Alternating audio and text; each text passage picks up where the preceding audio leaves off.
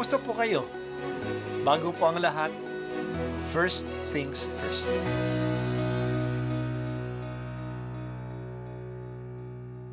Good morning po. Sinisimulan po natin ngayon ang first things first. At dito po, tinatalakay natin sa unang bahagi ng umaga natin ay ang first readings na binabasa po sa banal na misa. Ito pong tinatalakay natin kasi madalas po marami na tayong alam tungkol sa gospel readings. Pero konti po ang nagsasalita sa first readings. Pero ang first readings, bahagi din po yan ng Biblia, ng banal na kasulatan. Kaya susubaybayan po natin ang mga first readings, basahin po natin at kuminsan kailangan ng basahin ng 2 o 3 beses bago maintindihan kasi hindi po tayo familiar sa mga istorya at sa mga kaisipan na tinatalakay dito. Ang pagbasa mula sa unang sulat ni Apostol San Pablo sa mga taga-Korinto.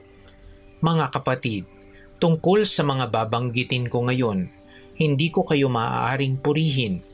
Ang inyong pagtitipon ay hindi nakabubuti, ngunit nakasasama.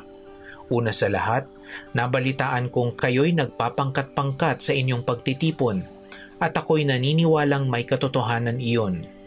Kailangan pang magkabukod-bukod kayo upang makilala kung sino ang mga tapat. Sa inyong pagtitipon, hindi banal na hapunan ang kinakain ninyo, sapagkat ang bawat isa sa inyo'y nagmamadali sa pagkain ng kanyang dala, kaya't nagugutom ang iba at ang iba namay nalalasing. Wala ba kayong sariling bahay upang dun kumain o uminom? O hinahamak ninyo ang simbahan ng Diyos at hinihiya ang mahihirap? Ano ang gagawin ko ngayon? Purihin kayo? Hindi ko kayo pupurihin. Ito ang aral na tinanggap ko sa Panginoon at ibinibigay ko naman sa inyo.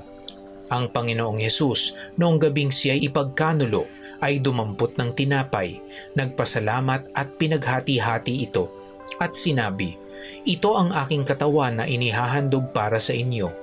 Gawin ninyo ito sa pag-alala sa akin." Gayon din naman matapos maghapunan, ay hinawakan niya ang kalis at sinabi, "Ito ang kalis ng aking dugo ng bago at walang hanggang tipan. Tuwing iinumin ninyo ito, gawin ninyo ito sa pag-alala sa akin. Sapagkat tuwing kakain kayo ng tinapay na ito at iinom sa kalis na ito, ay ipinahahayag ninyo ang kamatayan ng Panginoon hanggang sa muling pagparito niya. Kaya nga mga kapatid, kapag nagkakatipon kayo upang kumain, maghintayan kayo." Ang salita ng Diyos. Salamat sa Diyos. Ang liham ni Pablo sa mga taga-Korinto ay naisulat nang wala pang 30 taon pag-akyat ni Jesus sa langit.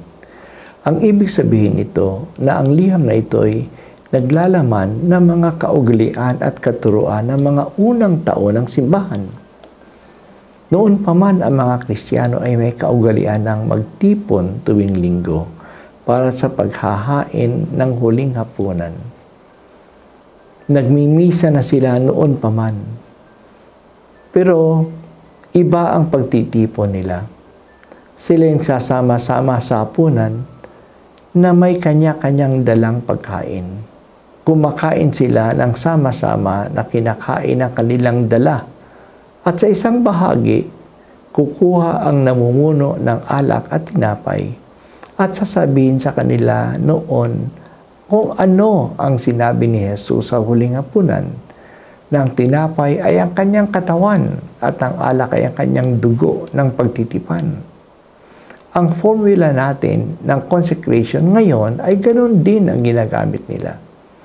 Ang misa natin ay galing sa misa ng panahon ni Pablo na sabi niya ay natanggap rin niya sa mga nauna sa kanya.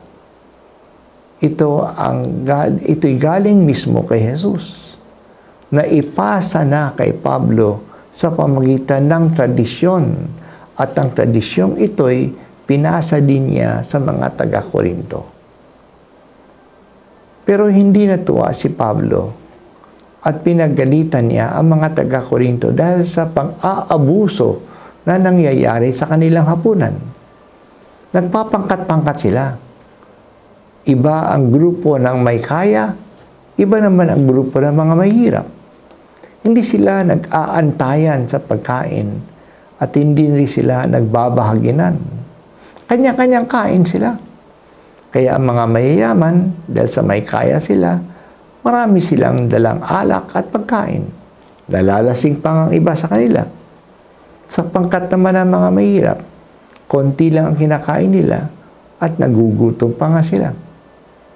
Sabi ni Pablo, nasa bahay na sila kumain ng talagang hapunan nila. Kasi ang pagtitipon nilang ito ay hapunan ng Panginoon.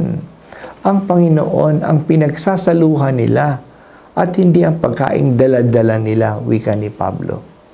Sabi niya na tuwing kakain kayo ng tinapay na ito at iinom sa alak na ito, ipinahahayag ninyo ang kamatayan ng Panginoong Hesus.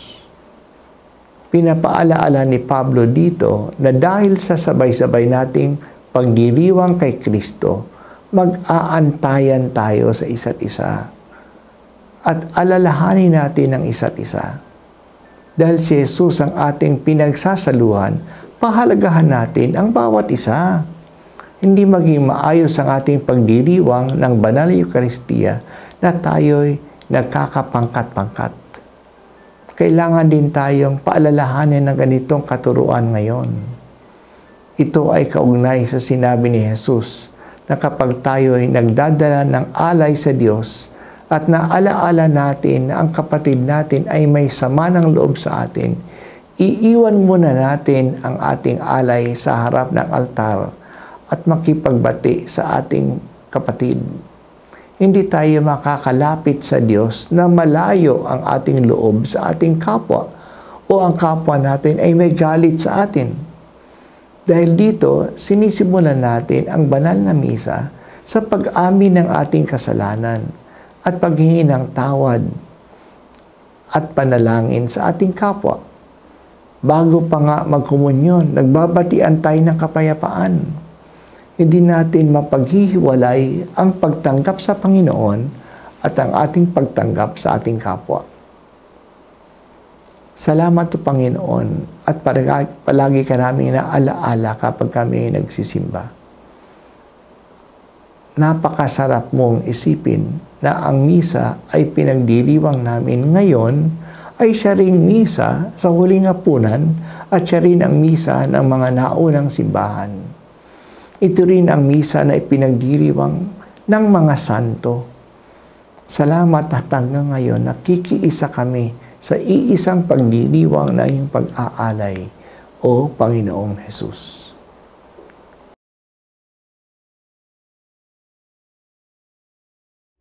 At ako po ay si Bishop Broderick Pabilio dito sa First Things First.